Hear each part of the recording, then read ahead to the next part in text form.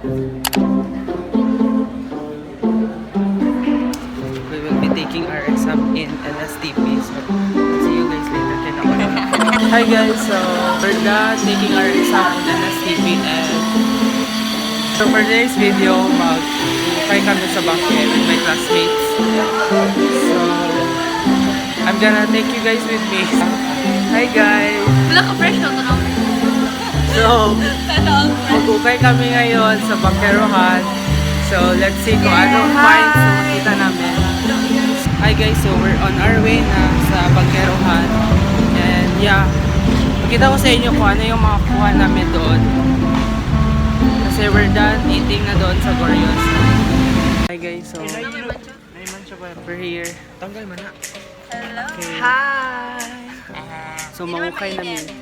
Yeah, hindi naman masyadong mainit. So same place yung vlog ko dito. So I'll get back to you guys after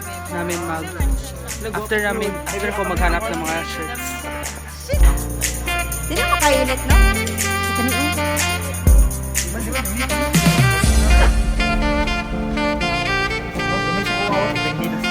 Hi guys, so nakakita ko ng vintage na shirt. Design niya sa likod. Diba? Vintage siya. Kaso malaking siya sa akin.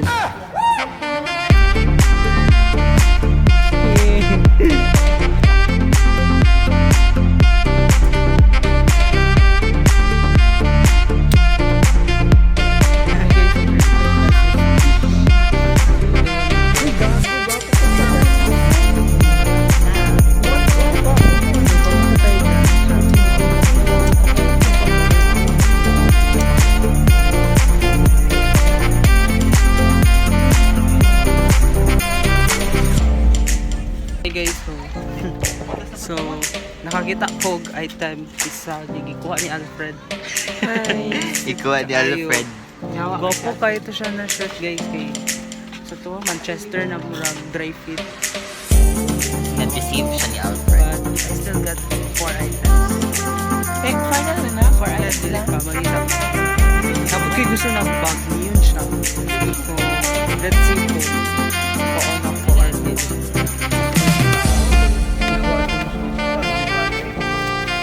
Alfred ang po shirt din. So,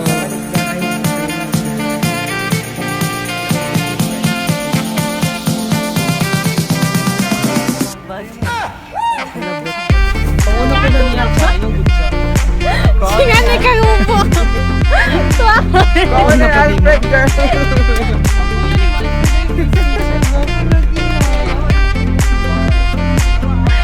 nakapalit ko na lang bag. Very mga shirt. Nakapalit ko na mga 4 items na ako shirt. Then sa bag. So, all in all 5 items na. Ikaw, Kat, pinanin mo lang pala.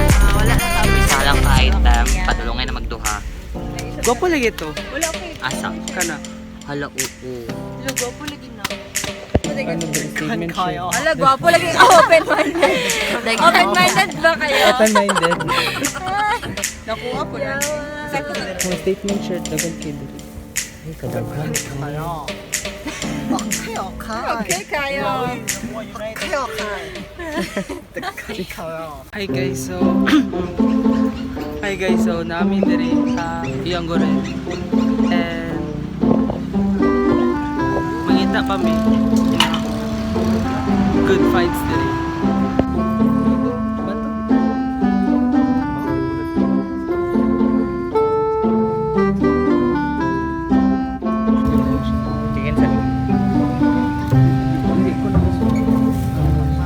So, update. Mahal dito guys. Kamusta man? Kamusta ang Okay lang. pagbuhay? Hello, what's up? So far. Kamusta? What's up? Wala pa akong nabili. Okay lang. Marami na ako napili. Sapat din. Looking for wapo. Oh my Sanina. God. Sanina. Ganun ba Sa yung... kablaw. Wala pang kimosi. Ay, mag-dress na si Chai sa pag-Wednesday. Ano man, toto na to. Ito na guys. Ito yung nabili. Asa ko, Fred? Okay guys, mo na yun. Dahil daw.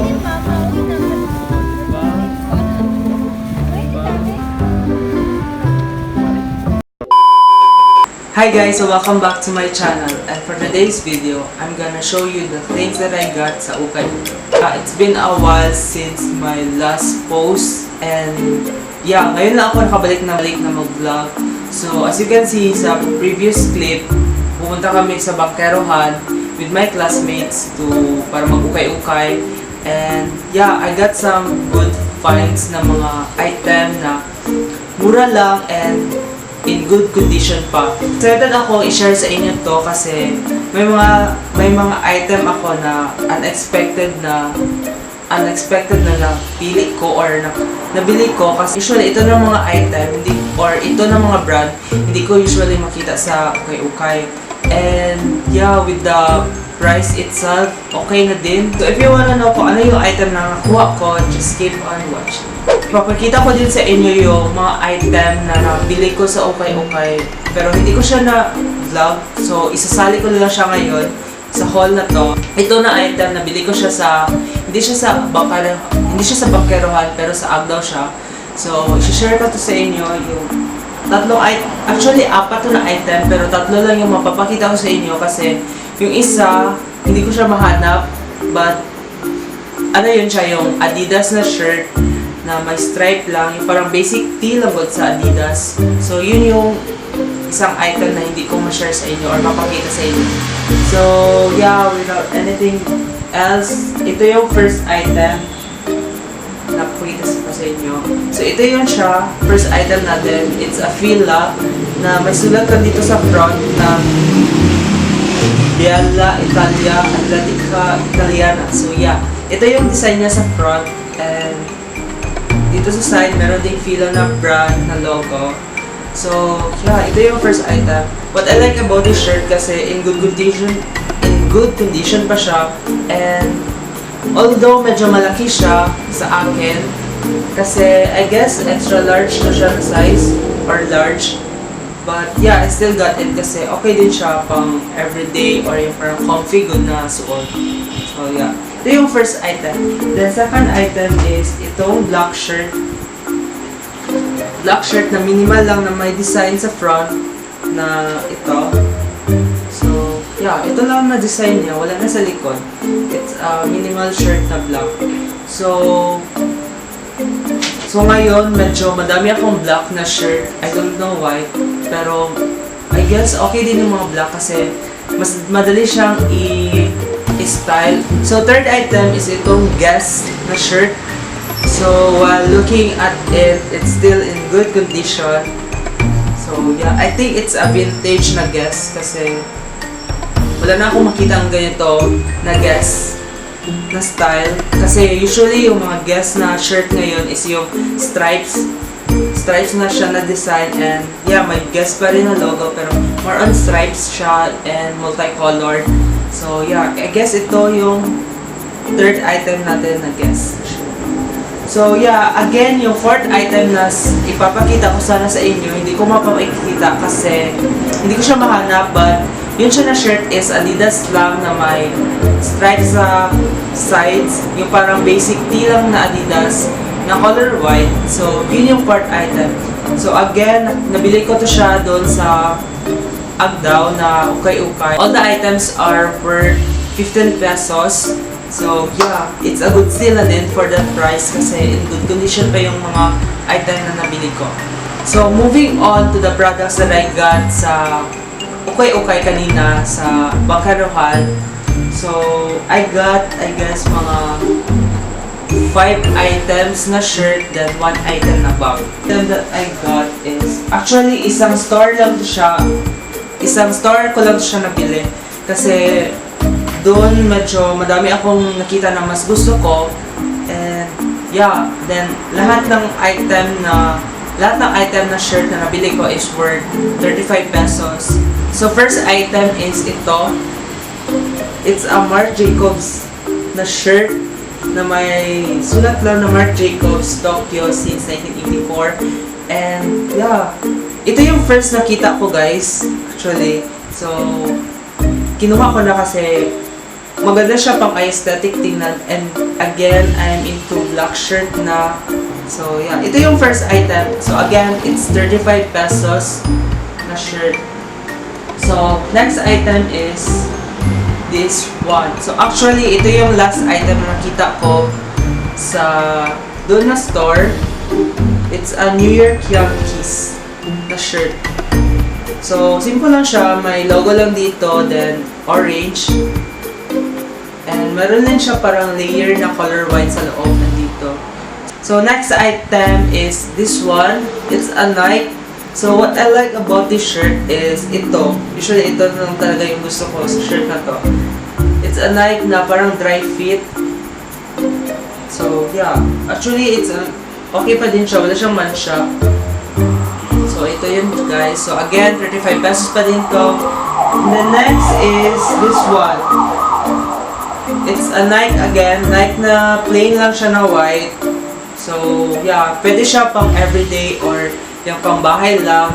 So, usually ang mga ganito na clothes or ganito na tela, ginagamit ko pa rin siya pang lakad or something na pang comfy lang ng mga outfit or yung on the go na outfit. So, usually yung gano'n na mga shirts or yung mga dry fit na shirts sa Nike, sa Adidas, yun yung ginagamit ko.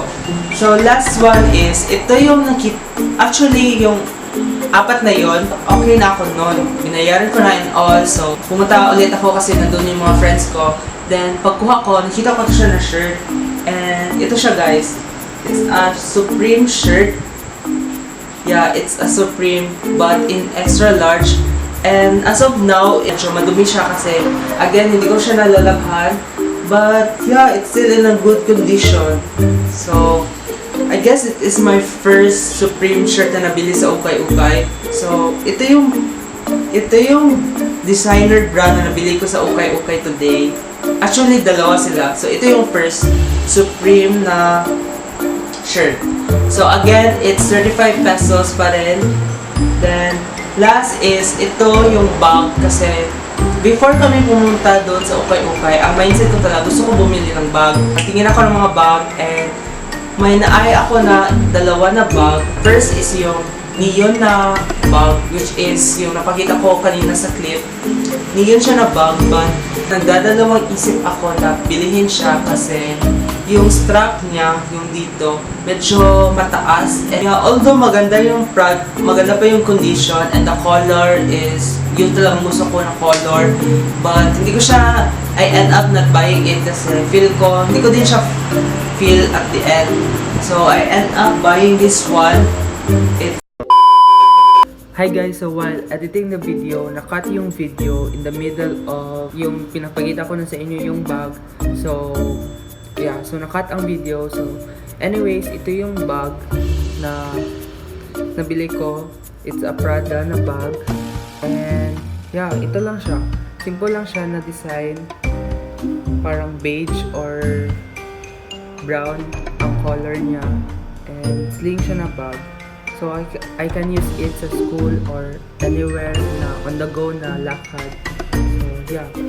And spacious din siya guys, hindi siya maliit. Ito yung bag. Ito yung last purchase ko na bag sa Ukay-Ukay.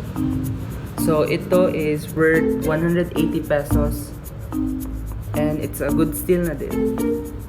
So yeah, ito yung last purchase ko sa Ukay-Ukay. Yeah, so I guess that's all for today's haul. I hope you enjoy watching this video. Even though short lang siya na clips, kasi gusto ko lang i-update yung channel ko and kayo guys. Been a while din nag-vlog ako, so ngayon lang ako nakabalik na mag-vlog and I hope you guys enjoy it kahit short lang siya na clips. So I guess that's all for today's video. I hope you enjoy watching this video. And if you did, please don't forget to like this video. Comment down below what you guys want to see in my next video and turn on the notification bell so that you'll be notified whenever I post a new video. And yes, don't forget to subscribe so that you'll be one of our subscribers. I guess that's all for today's vlog. Thank you guys for watching and until then, see you on my next one. Bye!